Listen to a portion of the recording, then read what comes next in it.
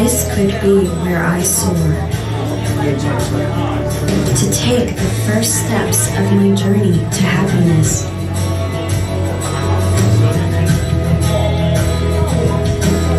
Daya, this university and National Scenic Park in Taiwan, are reflections of my feelings and aspirations,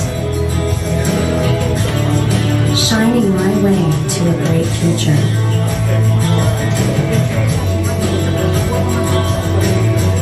At this time, let me be surrounded by this lush green forest. Let me be a mountain explorer and embrace Mother Nature.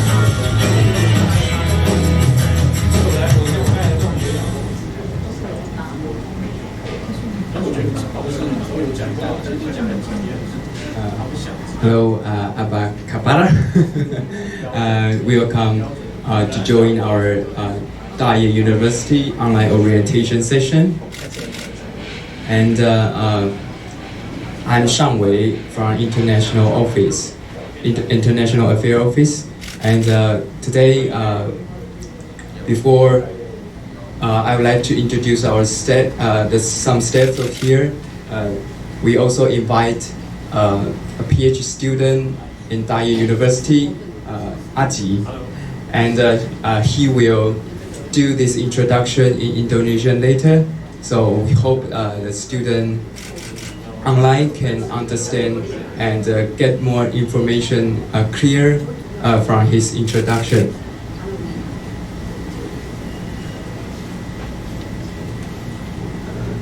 So we just show you the our aerial video of our campus, and our university is located in Zhanghua County, which is near to Taichung City, and our campus is surrounded by beautiful greenery mountains, and it located Baguashan, which is also a national park area. So if you like to join the nature environment for your study, our university will be your best choice. And Zhanghua County is also near to Taichung City, the second advanced city in Taiwan. So no matter you enjoy nature or you like busy city life, during your study in Taiwan, you can enjoy both life here. So I will give the time to Aji, and he will introduce our school in Indonesian. Aji. Thank you, Shangri. Oke, apa kabar teman-teman di Indonesia? Selamat bergabung dengan pameran pendidikan online tentang informasi pendidikan di Taiwan, dan saya dari salah satu mahasiswa PhD di Daya University, sekarang sedang berada di tahun ketiga jurusan manajemen. Sebelumnya saya mengambil S2 di jurusan desain di kampus yang sama, dua-duanya dengan beasiswa. Daya University seperti tadi disampaikan berada di Zhanghua.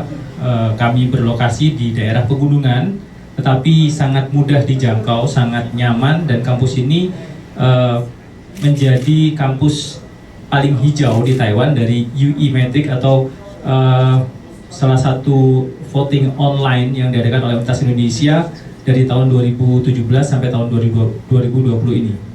TAIE berdiri sejak tahun 1990 dan didirikan berdasarkan sistem pendidikan vokasi di Jerman, tetapi dia bukan kampus vokasi karena sudah berubah menjadi sebuah universitas penuh. Jadi di Taiwan ada dua jenis, yaitu vokasi dan university, sedangkan TAIE yang tadinya berawal dari vokasi sekarang sudah full menjadi sebuah universitas. Ada 5 PhD program, ada 20 master program, dan ada 32 bachelor program. Total ada 1.000 mahasiswa, termasuk juga staff yang ada di kampus kami saat ini. Kami memiliki ada 7 college atau 7 fakultas. Yang paling tua yaitu College of Engineering, teknik, kemudian ada College of Foreign Language, bahasa. Di sana banyak teman-teman Indonesia mengambil bahasa Inggris, jurusan bahasa Inggris di sana. Kemudian ada College Art and Design, salah satu college yang banyak peminatnya. Kemudian ada College of Management, College of Nursing and Health Science, jadi keperawatan dan ilmu kesehatan. Kemudian College of Tourism and Hospitality, pariwisata dan Kemudian yang terakhir adalah College of Bioresources. Dari 7 college ini ada mahasiswa-mahasiswa Indonesia yang sangat senang memilihnya, antara lain adalah engineering, kemudian foreign language yang tadi saya sampaikan, art and design, dan manajemen. 4 college ini menjadi favorit mahasiswa Indonesia untuk studi di sana. Kemudian setiap college yang ada di Taif itu dilengkapi dengan professional facilities. Jadi setiap college dilengkapi dengan fasilitas yang berstandar industri. Seperti yang dilihat, ini adalah standar industri yang ada di College Art and Design. Ada studio anyam, studio pernis, ada studio keramik, di mana mahasiswa di sana bisa beraktivitas dengan sangat nyaman dan hampir 24 jam dengan izin tertentu. Kemudian ada studio pengolahan logam, studio clay atau tanah liat, dan ada studio batu. Seperti Anda lihat di sana, studio-studio itu benar-benar dikelola atau diatur seperti layaknya studio di industri. Dan karena art and design di Taif sangat cukup terkenal karena menggabungkan antara desain dan art secara utuh, maka di sini banyak sekali lab yang disediakan. Ada lab kayu, ada untuk pameran, ada untuk lukis, dan juga ada untuk curating studio atau untuk bagaimana mengajari mahasiswa caranya mengadakan pameran yang baik. Masih dari studio art and design ada fotografi, performance room, dan juga ada studio animasi. Saya dulu S2 mengambil animasi, dan di studio animasinya cukup mendukung di sini. Kemudian dari College Tourism and Hospitality juga disediakan ada fasilitas untuk travel agency. Di set ruangannya seperti travel agency sebenarnya, bahkan untuk cabin crew training classroom itu di set ruangannya seperti sebuah, Anda bisa lihat seperti sebuah situasi di dalam pesawat terbang. Jadi untuk melatih cabin crew atau flight attendants bagaimana cara mereka melayani penumpang dan seterusnya. Di dalam Tourism and Hospitality juga ada 2 dapur besar yang disiapkan, 3 maaf, yaitu yang pertama dapur Cina, masakan kulineri Cina, masakan Barat, dan kemudian juga bagaimana baking atau pengolahan roti. Untuk Nursing and Health and Science, Anda lihat di sini kami memiliki kolam renang indoor, outdoor, kemudian ada juga fitness training room, kemudian bagaimana fasilitas penanganan orang usia lanjut atau manula, sebab di Taiwan tingkat atau orang-orang yang usia lanjut cukup tinggi, jadi bagaimana penanganannya, disediakan lab khusus untuk itu. Kemudian ada juga klinik untuk pengujian berbagai macam kompetensi dalam dunia keperawatan. Kami tidak memiliki rumah sakit, tetapi kami men-set supaya ruangan itu bisa dipakai untuk uji sertifikasi, istilahnya, untuk para nurse yang akan mengambil sertifikat tertentu. Kemudian untuk engineering ada lab otomasi, solar cell, dan di dalam lab engineering ini khusus kami memiliki kerjasama dengan beberapa negara di Barat untuk pengembangan power plant, yaitu listrik tenaga angin. Kemudian Biotech and Bioresources, bisa lihat di sini bahwa di sini yang termasuk di dalam Biotech and Bioresources salah satunya adalah bagaimana pengembangan produk kecantikan. Jadi tidak hanya pangan tapi juga produk kecantikan, bagaimana perawatan kulit, sebab Taiwan sangat terkenal dengan produk-produk perawatan kulit yang cukup baik. Kemudian College of Management memiliki berbagai peralatan canggih berbasis IT, di mana kita bisa menyelenggarakan online class, bisa menyelenggarakan pembelajaran berbasis IT yang sangat baik. Kemudian untuk bahasa, di dalam Fakultas Bahasa di sana ada bagaimana belajar budaya dari negara lain, bagaimana ada self study room, kita bisa belajar sendiri atau maupun belajar secara intensif dengan dosen untuk memperdalam bahasa asing yang ingin dipelajari. Nah, Taif memiliki sistem pendidikan yang mengadopsi sistem pendidikan Jerman, di mana mengutamakan adanya pembimbingan yang utuh dalam masa studi. Ada 5 mentor yang disiapkan, mulai dari life mentor, kemudian mentor untuk pembelajaran, mentor untuk selama dia magang atau apprenticeship, kemudian bagaimana pengembangan karirnya, termasuk sampai mentor pada saat kita sudah lulus. Sehingga sangat dekat hubungan mulai dari awal masuk, baik akademik maupun non-akademik, sampai kemudian kita sudah lulus.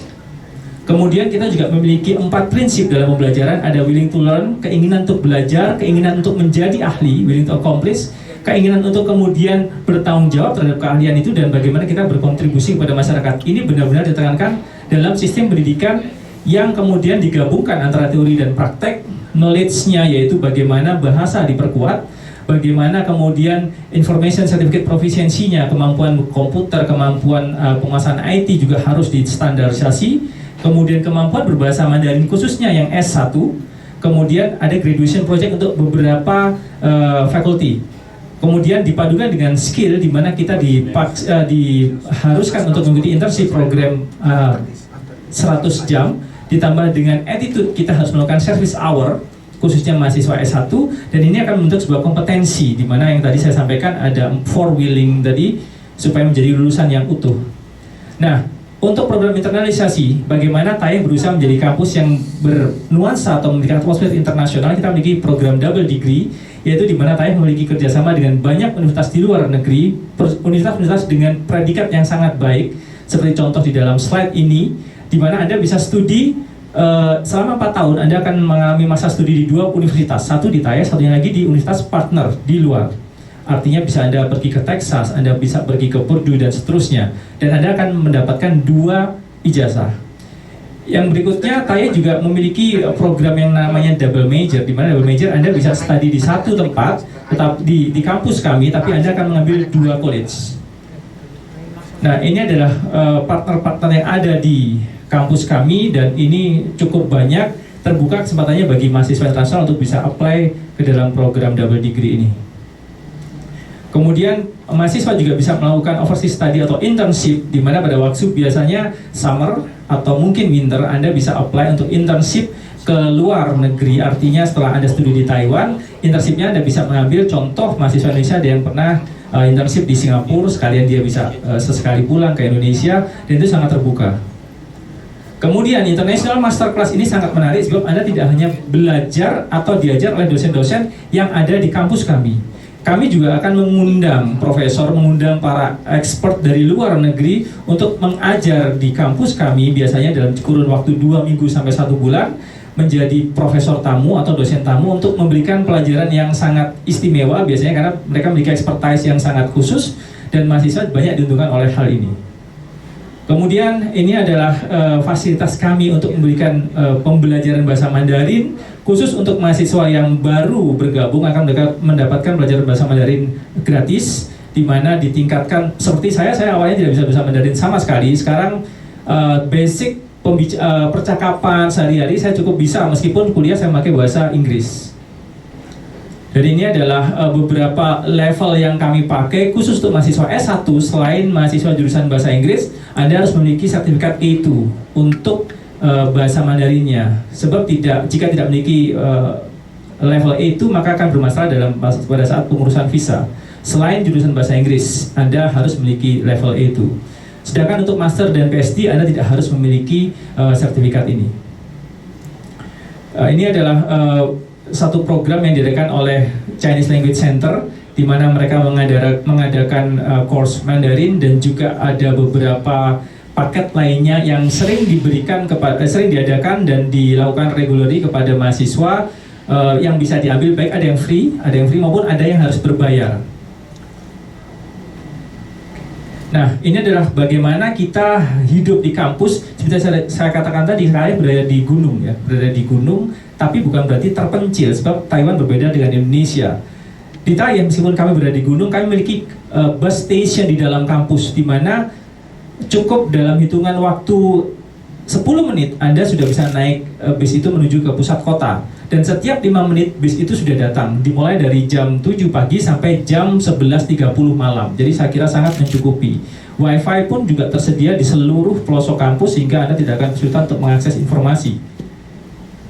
Untuk dom, kami memiliki ada 4 dom, 3 dom di dalam kampus dan 5 dom, 4 dom di dalam kampus dan 1 dom di luar dengan harga yang terjangkau.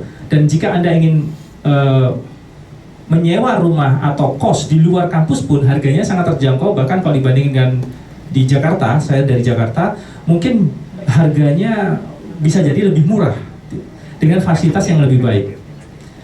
Dan lembar yang terakhir adalah tentang scholarship. Otomatis setiap mahasiswa internasional Anda semuanya mengharapkan mendapatkan scholarship. Ada 3 kelas scholarship di sini, dan untuk aplikasi scholarship tidak akan berbeda dengan aplikasi biasa. Setiap mahasiswa baru, aplikasinya akan dianggap sebagai aplikasi sekaligus untuk scholarship. Jadi tidak ada lembar tambahan. Untuk international student ada 3 kelas. Kelas yang pertama khusus untuk mahasiswa PhD saja, Anda bisa mendapatkan full, tidak perlu bayar kuliah, plus 40.000 per semester, 40.000 NT per semester, itu setara kurang lebih 16-17 juta. Kemudian untuk kelas 2 dan kelas 3 ini untuk mahasiswa selain PhD, termasuk master dan bachelor. Yang kelas 2 adalah Anda mendapatkan full biaya gratis. Kemudian yang ketiga Anda harus membayar separuh. Kenapa kemudian kok biayanya tidak, yang untuk bachelor dan master tidak ada dengan tambahan uang saku lah ya, atau tambahan biaya hidup? Sebab di kampus kami sebenarnya memberikan itu, tapi tidak untuk mahasiswa baru, tapi untuk mahasiswa yang setelah menjalani minimal 1 semester. Dilihat dari nilainya. Pada saat nilainya ranking tertentu, Anda akan mendapatkan tambahan biaya. Itu yang pertama. Yang kedua, kampus kami keuntungannya karena berada di lokasi yang tidak di tengah kota, biayanya cukup murah, sangat terjangkau. Dari survei yang kami lakukan maupun pengalaman saya sendiri, 1 bulannya kita rata-rata bisa menggunakan uang hanya 4.000 NT sampai 5.000 NT. Kalau dikurskan, itu saya rasa tidak jauh lebih mahal daripada biaya hidup di kota besar di Indonesia. Plus kesempatan untuk part time sangat terbuka besar. Jadi ini salah satu nilai plus jika Anda pergi ke Taiwan. Di semua kampus mensupport Anda untuk bekerja part time selama mengikuti aturan yang berlaku. Yang terakhir, Taiwan Scholarship. Anda juga bisa mendapatkan beasiswa dari pemerintah Taiwan. Seperti saya, S2 saya beasiswa dari Indonesia. S3 saya mendapatkan beasiswa dari MOI, di mana sebagai dosen saya mendapatkan beasiswa yang cukup lumayan untuk saya bisa tinggal di Taiwan, studi dengan tenang, termasuk mungkin bisa menabung. Dan untuk informasi itu Anda bisa klik pada link yang ada. Itu saja yang bisa saya sampaikan dari Taye. Berikutnya mungkin akan saya kembalikan untuk Q&A atau saya berikan pada Sangwi. Terima kasih.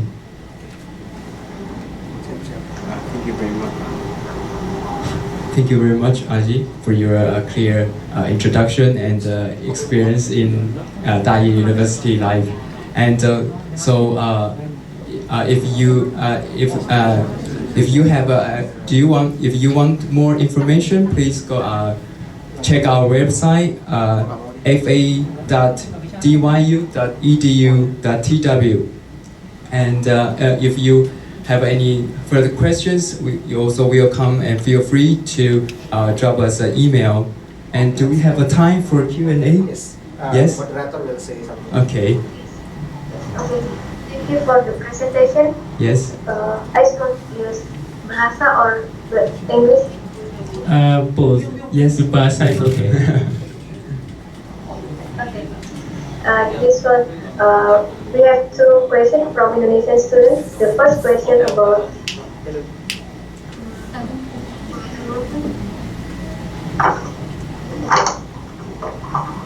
this one. Do you have PhD program in nursing with English program and also for public health? Nursing and public health. For the English program and also for the PhD and master degree for educational technology and also curriculum design in Thailand. And how about the scholarship? So, 3 questions.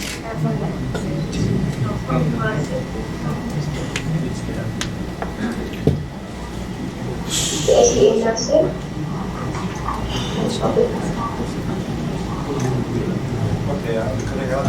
Maybe I will have Sangwi to answer this. For PhD program, untuk PhD saya pakai bahasa Indonesia nggak apa-apa ya? PhD program di nursing belum ada. Untuk PhD yang ada itu ada di engineering, manajemen, kemudian di bioresources. Jadi di manajemen saya ada studi di sana, kemudian di bioresources ada 1 dokter gigi sedang studi PhD di sana, dan untuk engineering belum ada bahasa Indonesia, tetapi kami memiliki PhD di engineering. Sedangkan untuk master itu hampir ada di semuanya, di semua college atau program studi. Untuk beasiswanya tadi saya sampaikan, beasiswa yang PhD, khusus PhD, mahasiswa baru itu akan mendapatkan, jika memenuhi kriteria, mendapatkan kelas 1 yaitu 40.000 biaya hidup dan full free biaya kuliah. Tapi untuk dorm masih harus bayar sendiri. Itu untuk PhD. Sedangkan untuk master hanya bisa menerima kelas 2 dan kelas 3, yaitu kelas 2 full free biaya kuliah tanpa biaya hidup atau harus mendapatkan separuh. Penilaiannya dari mana? Yang pertama dari bahasa, kemampuan berbahasa. Karena master dan PhD berarti bahasa Inggris. Kemudian yang kedua dari study plan-nya, research plan-nya. Yang ketiga dari academic record-nya, dari nilai-nilai S2-nya yang untuk S3 maupun S1-nya yang mau S2. Kemudian yang terakhir ada pertimbangan dari komite beasiswa, scholarship komite yang akan merapat dan memutuskan bagaimana keputusannya siapa yang mendapatkan beasiswa ini, itu termasuk apabila memenuhi syarat. Misalnya ada salah satu teman yang dia memiliki sertifikat atau bukti sebagai dosen, kampus bisa mengusulkan untuk mendapatkan beasiswa dosen dari pemerintah. Tapi itu diputuskan setelah mendaftar sebagai mahasiswa atau mendapatkan beasiswa dari kampus. Thank you very much for your explain. Thank you. Any Ada other lagi? questions? For the other question, we can collect in the group and also send to email. Okay, thank you very much. So, drop us an email if you have any further questions. Thank you. Terima kasih.